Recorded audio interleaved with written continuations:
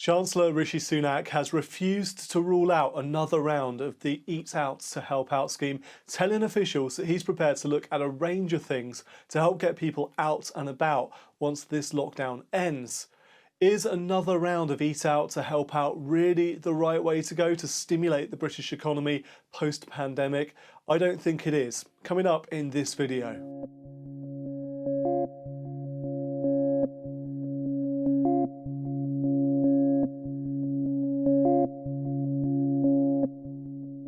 Hi everyone, I'm Martin Bamford, a chartered financial planner at Informed Choice, and in this video a reaction to the news that Chancellor Rishi Sunak is refusing to rule out another round, a second round of his Eat Out to Help Out scheme. Now, I personally believe this is a very, very bad idea and there are much better ways to stimulate the economy, and I'd like to explain why. Speaking to Sky News today, Rishi Sunak explained that the government would look at a range of things to get consumers spending again and people out and about.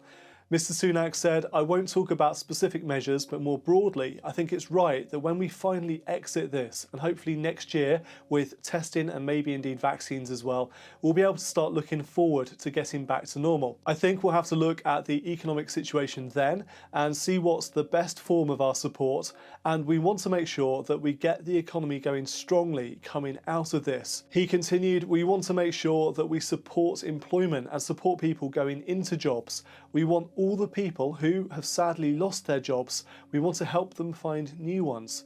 We want to get consumers spending again and people out and about. So we'll look at a range of things to see what the right interventions are at that time." Firstly then, let's look back at the Eat Out to Help Out scheme. This of course ran in August. It ran on Mondays, Tuesdays and Wednesdays.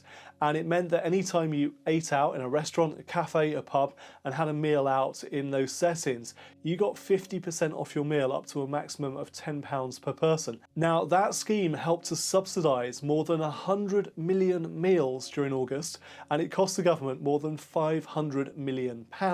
There's no doubt that this scheme helped the economy to some extent. Earlier today we saw the official figures from the ONS which found that the GDP growth in the third quarter of this year was 15.5%, a record level of quarterly economic growth in the UK, and the Eat Out to Help Out scheme undoubtedly helped contribute towards that growth.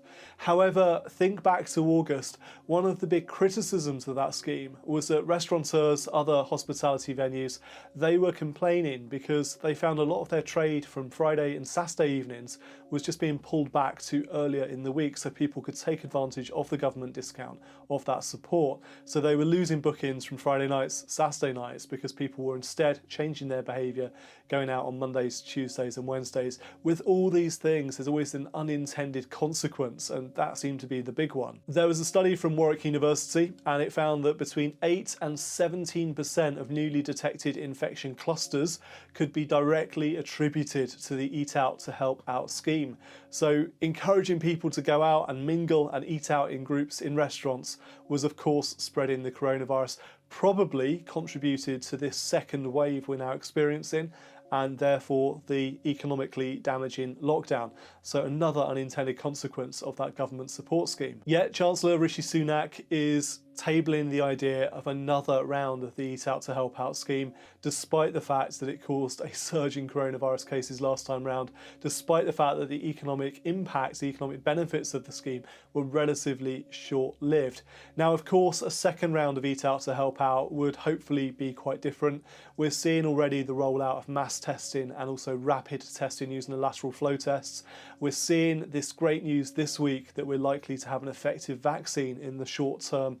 And by the time Eat Out to Help Out comes around again, you would hope that virus and infection levels were much lower than they were in the summer.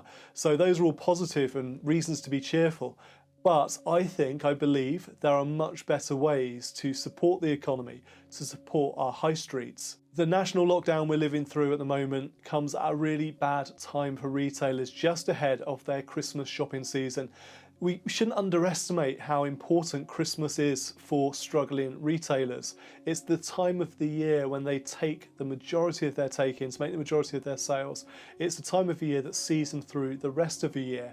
And right now, they're unable to do that. In many cases, as non-essential retailers, they are closed for business. So another unintended consequence of the lockdown taking place right now is that it's going to end, hopefully, as things stand, on the 2nd of December. So that could well compress people's in-person physical Christmas shopping in that very short time window between the 3rd and the 24th of December, and pushing people into a confined space to go Christmas shopping when there's a pandemic going on.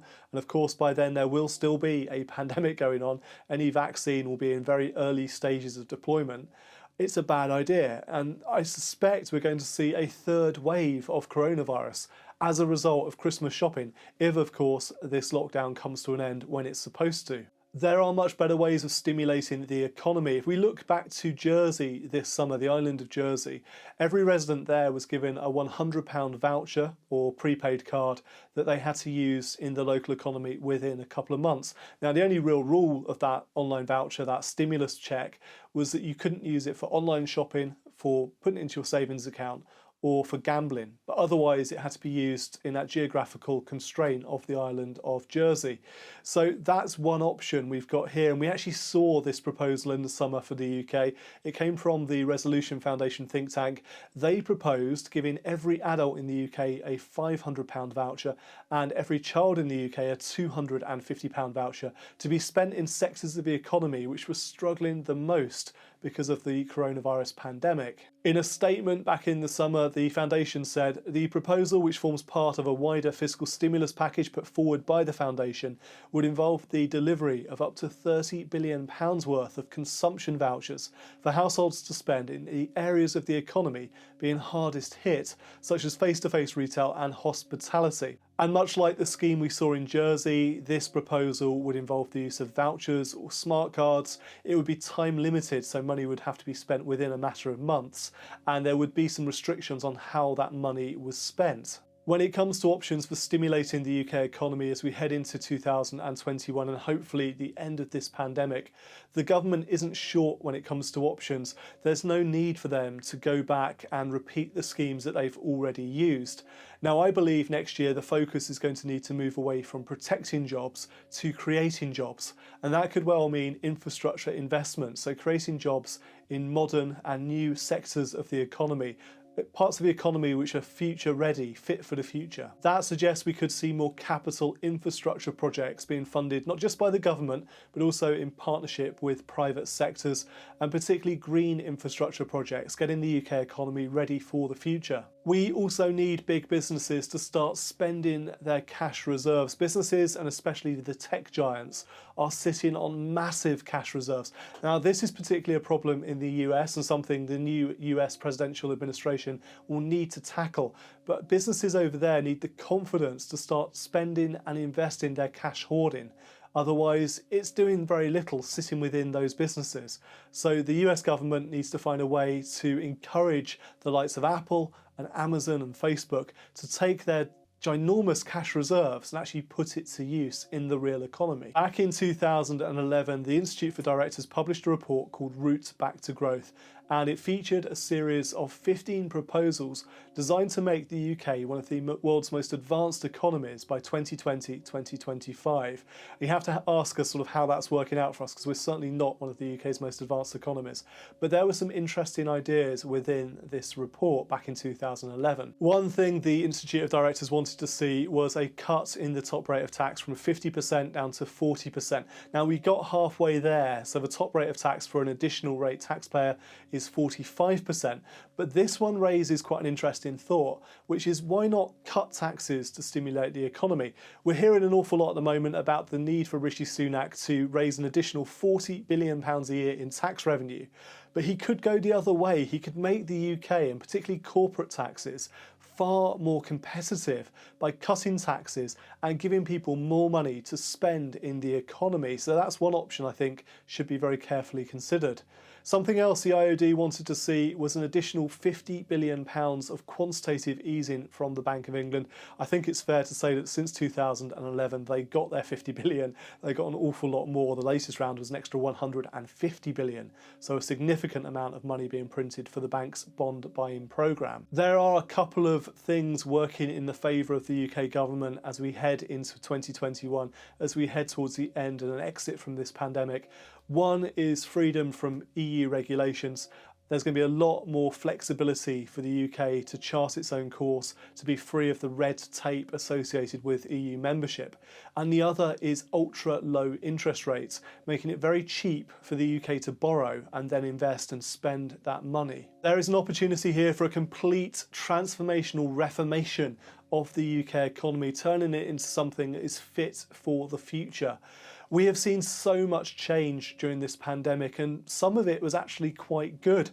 We've seen a working from home revolution, which has worked out so much better for so many people, employers and employees alike. That's something the government should look to encourage next year, and certainly not tax, as we've seen Deutsche Bank proposed this week. An absolutely crazy proposal. Not sure where they were coming from with that one. We've seen people shop locally and spend a lot more time in their local communities. And again, I believe that's something the government needs to encourage as we head into next year. If we're going to tackle climate change, we need to get away from this idea of jumping in our cars or hopping on an aeroplane for an international flight.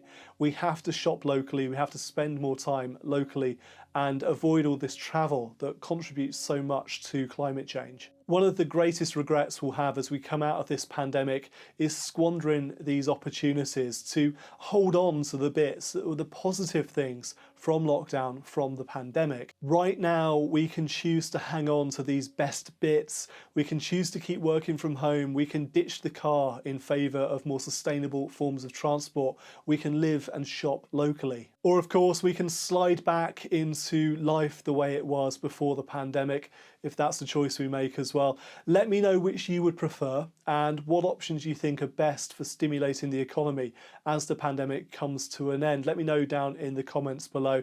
And please do subscribe to this channel for more videos like this one. Until next time, I'm Martin Bamford from Informed Choice. And remember, when it comes to your money, the more you know, the faster it can grow.